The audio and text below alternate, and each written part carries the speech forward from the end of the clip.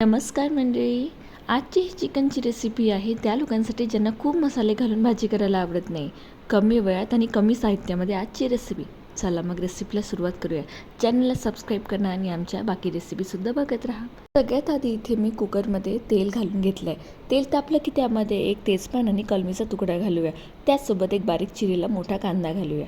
सोबतच 2 मोठे चमचे इतकं आले लसूण आणि कोथिंबीरचं पेस्ट घालून याला परतून घेऊया.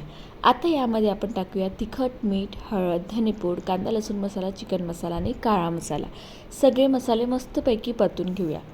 यानंतर यामध्ये मी मोठा वाटा भरून कांदे आणि खोबऱ्याचं वाटण घेतलं आहे. कांदा खोबरं छान भाजून याला मिक्सरमध्ये बारीक करून घेतलं आहे. आपलं वाटण छान शिजलं की असं तेल सुटतं. तेल सुटल्यानंतर यामध्ये आपण मॅरिनेट केलेलं चिकन घालूया.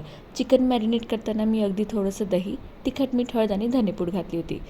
5 मिनटं याला असं शिजू द्या. त्यानंतर यामध्ये 1.5 ग्लास पाणी घालून याच्या 2 शिट्ट्या काढून घ्या. चिकन छान शिजलेलं आहे. आता यामध्ये कोथिंबीर घाला आणि मस्तपैकी आपली चिकन ग्रेव्ही झाली तयार. बघा तरी आली आहे आणि पीसेसुद्धा छान शिजले. ही रेसिपी अगदी कमी वेळात होणारी आहे. चला मग आवडली असेल तर सबस्क्राईब करा आणि आमच्या रेसिपीज बघत राहा.